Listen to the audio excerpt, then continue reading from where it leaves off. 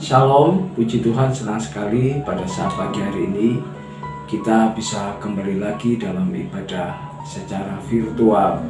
Karena situasi dan keadaan, jadi kita akan kembali lagi ibadah secara online, namun semua tidak mengurangi sukacita kita untuk terus beribadah dan memuliakan nama Tuhan. Puji Tuhan, renungan firman Tuhan pada saat pagi hari ini akan kami melanjutkan sesi yang kedua dari tema yang sudah kita terima pada minggu yang lalu, yaitu bahagia menurut pandangan Allah.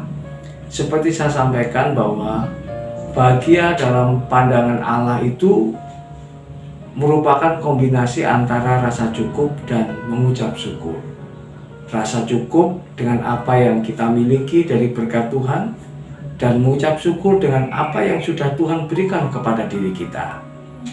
Untuk rasa cukup kita sudah membahas minggu yang lalu, dan hari ini kita masuk di bagian yang kedua, yaitu mengucap syukur. Seperti ayat firman Tuhan yang terdapat di dalam 1 Tesalonika 5 ayat 18, firman Tuhan katakan di sana, mengucap syukurlah dalam segala hal, sebab itulah yang dikehendaki Allah di dalam Kristus Yesus bagi kamu. Puji nama Tuhan. Ini surat Paulus yang ditujukan kepada jemaat yang ada di Tesalonika. Paulus mengatakan, mengucap syukurlah dalam segala hal, sebab itulah yang dikehendaki Allah di dalam Kristus Yesus bagi kamu, jemaat-jemaat yang ada di Tesalonika pada waktu itu. Tetapi bagi kita semua yang hari ini kita mendengarnya, ada 3 hal dalam mengucap syukur kepada Tuhan. Yang pertama, mengucap syukur itu adalah bagian dari kehendak Allah. Seperti ayat ini ketika kita kutip, salah satu kalimat dikatakan, itulah yang dikehendaki Allah di dalam Kristus Yesus bagi kamu. Jadi, mengucap syukur itu merupakan kehendak Allah. Mengucap syukur itu merupakan kewenangan Allah yang Allah inginkan ada dalam kehidupan manusia. Sesuatu yang dikehendaki Allah. Oleh karena itu, mengucap syukur itu hal yang sangat disenangi oleh Allah. Allah tidak kepingin dalam diri manusia muncul persungutan.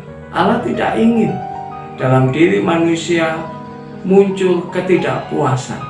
Segala sesuatu yang terjadi di dalam kehidupan kita semata-mata semua itu ada di dalam master plan Allah atau rencana Allah yang besar. Dan kita tahu Bapak Ibu yang dikasih Tuhan, Allah nggak pernah punya rencana yang jahat atau rencana-rencana yang gagal, tidak. Rencana Allah itu baik adanya. Entah ketika kita menerima tidak sesuai dengan keinginan dan hati nurani kita. Tetapi ketika kita mau merenungkan kebaikan Allah, kita akan tahu bahwa sebenarnya Allah memiliki rencana yang jauh lebih baik dari apa yang kita pikirkan.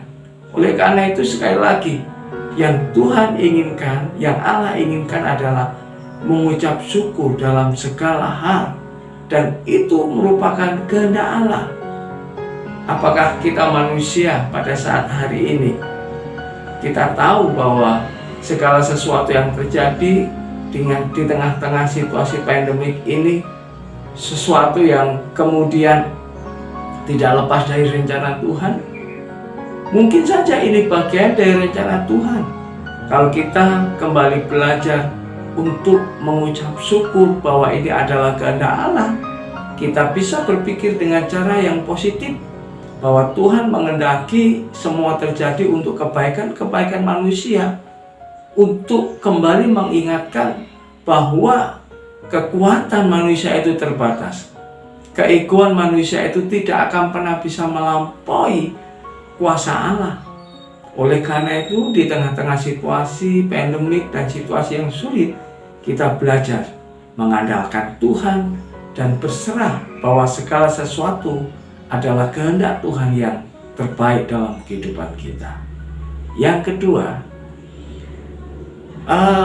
sudut pandang dari Allah tentang ucapan syukur itu adalah menghargai berkat-Nya atau menghargai berkat Allah. Mengucap syukur itu sama artinya ketika kita belajar menghargai apa yang sudah Tuhan kehendaki untuk kita terima. Bagaimana kita dapat mengucap syukur dalam segala hal? Ketika mungkin kita merasa dirugikan, ketika mungkin kita merasa kekurangan, ketika kita kehilangan. Ada banyak orang yang tidak bisa mengucap syukur di saat dia diperhadapkan dengan situasi-situasi sulit seperti saat ini. Dirugikan, kekurangan, kehilangan, sakit penyakit, ini dan itu. Solusinya adalah yang pertama, belajar mencukupkan diri. Belajar mencukupkan diri itu berarti belajar menerima dari segala bagian dari berkat Tuhan. Situasi apapun yang terjadi, kesulitan apapun yang kita hadapi, dan masa pandemik ini yang mungkin banyak merugikan dalam kehidupan kita, belajarlah mencukupkan diri. Saya yakin Tuhan tidak pernah membuat diri kita kekurangan, tetapi Tuhan tidak pernah membuat diri kita juga berlebih-lebihan yang menjadikan kita menjadi orang yang sombong. Tetapi Tuhan selalu memberikan cukup sesuai dengan takaran dan kebutuhan kita. Oleh karena itu, mensikapi situasi yang sulit, saya yakin Tuhan sudah membagikan berkat-Nya setiap orang sesuai dengan kebutuhan masing-masing. Yang kedua, menghargai berkat Tuhan itu berarti memiliki penyerahan total. Segala sesuatu yang Tuhan berikan, kita terima, kita syukuri dengan segala penyerahan total hidup kita. Orang yang memiliki penyerahan total berarti orang yang menaruh pengharapan sepenuhnya kepada Tuhan dan berterima kasih dengan segala yang Tuhan berikan. Penyerahan total itu berarti mengizinkan Tuhan sepenuhnya berkarya dalam diri kita. Kalau kita menyerahkan hidup sepenuhnya ke dalam tangan Tuhan, berarti kita juga siap segala berkat yang Tuhan sediakan dengan rasa syukur. Yang ketiga adalah segala sesuatu yang Allah izinkan terjadi dalam kehidupan kita, kita lakukan dengan segala syukur. Kita tahu Bapak Ibu yang dikasihi Tuhan Yesus Kristus, segala sesuatu itu berarti tidak hanya dalam zona nyaman. Mungkin Tuhan juga izinkan kita dalam zona ketidaknyamanan. Namun demikian, apakah Tuhan keliru ketika mengizinkan semua itu terjadi di dalam kehidupan orang percaya? Saya yakin tidak. Tuhan tidak pernah membuat rencana yang salah atau rencana kecelakaan, tidak. Tetapi Tuhan mengizinkan semua dan segala sesuatu yang terjadi demi kebaikan kita. Dan Tuhan ingin agar supaya kita belajar untuk menerima segala sesuatu yang terjadi dan belajar mensyukuri berkat yang Tuhan berikan. Puji Tuhan. Kita kembali kepada pertanyaan. 3 hal dalam ucapan syukur kepada Allah. Dan yang ketiga adalah rahasia berkat Allah. Ada rahasia berkat di balik ucapan syukur. Kalau di dalam ayat firman Tuhan ditulis dalam Yohanes 6 ayat 11. Yohanes 6 ayat 11, firman Tuhan katakan, lalu Yesus mengambil roti itu, mengucap syukur dan membagi-bagikannya kepada mereka yang duduk di situ. Demikianlah juga ia dibuatnya dengan ikan-ikan itu, sebanyak yang mereka kehendaki. Ya, peristiwa ini pasti kita ingat ketika Yesus memberi makan 5.000 orang, di mana murid-murid pada waktu itu kebingungan. 5.000 orang, tidak terhitung wanita dan anak-anak, dan mereka seharian mengikuti Yesus, dan Yesus meminta supaya murid-murid itu memberi makan kepada mereka. Filipus berkata, bagaimana mungkin 200 dinar cukup untuk membeli makan sebanyak orang ini, dan waktu itu sudah cukup malam. Dan memang Tuhan izinkan situasi itu terjadi untuk mengukur sejauh mana murid-murid belajar untuk menaruh pengharapan kepada Yesus. Dan kemudian ada seorang anak kecil yang membawa 5 roti jelai dan 2 ekor ikan.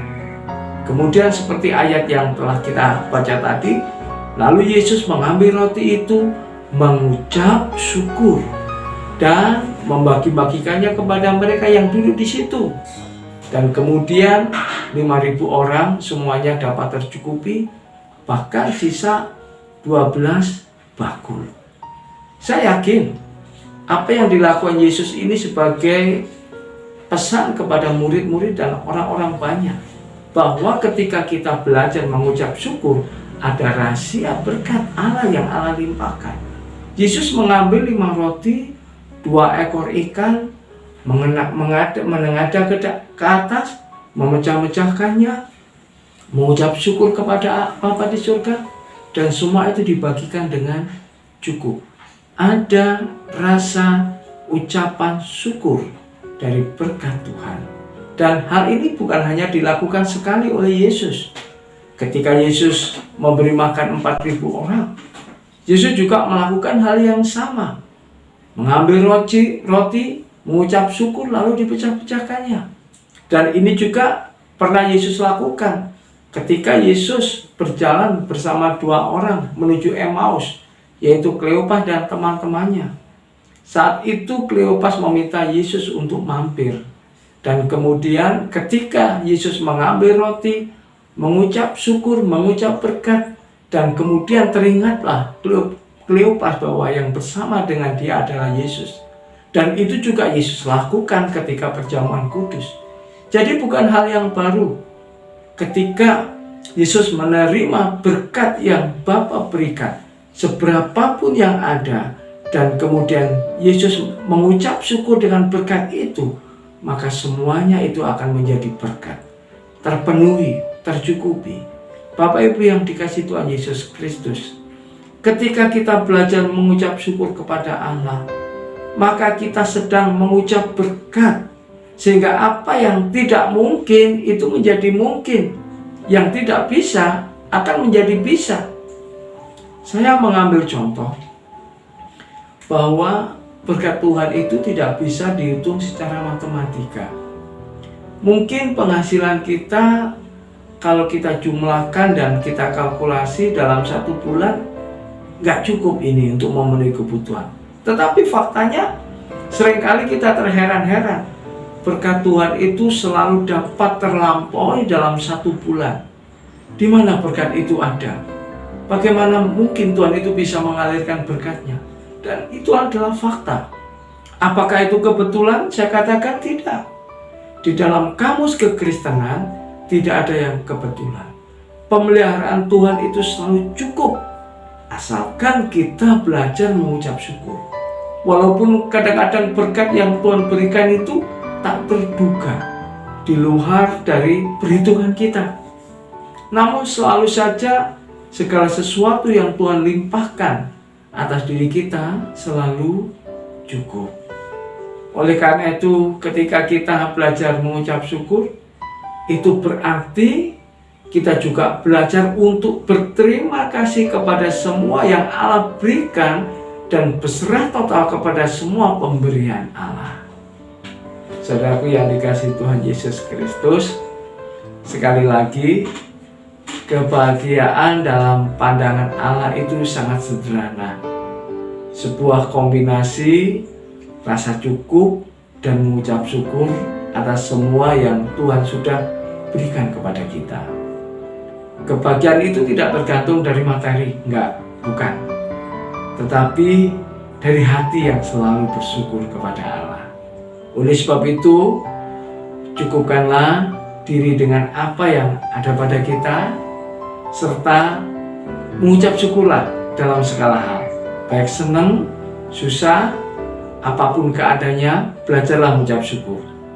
Maka kita akan menikmati berkat yang melimpah yang Allah siapkan bagi kita, orang-orang yang percaya kepadanya. Haleluya, haleluya, Immanuel. Mari kita tundukkan kepala dan kita berdoa kepada Tuhan. Bapa Surgawi, kami berterima kasih dan mengucap syukur atas segala berkat-Mu pada hari ini. Kami sudah mendengarkan kebenaran firman Tuhan. bahwa kebahagiaan yang sejati itu adalah ketika kami merasa cukup dan bersyukur atas segala berkat yang Tuhan berikan. Kami tahu kami dalam keadaan yang sulit, kami masih ada dalam situasi pandemi, tetapi kami percaya Tuhan memelihara kami. Tuhan tidak pernah meninggalkan kami dan mempermalukan kami, tetapi Tuhan juga tidak pernah menjadikan kami orang yang sombong. Segala berkat Tuhan itu cukup adanya, dan kami syukuri atas segala pemeliharaan-Mu. Di dalam nama Tuhan Yesus Kristus kami sudah berdoa. Amin.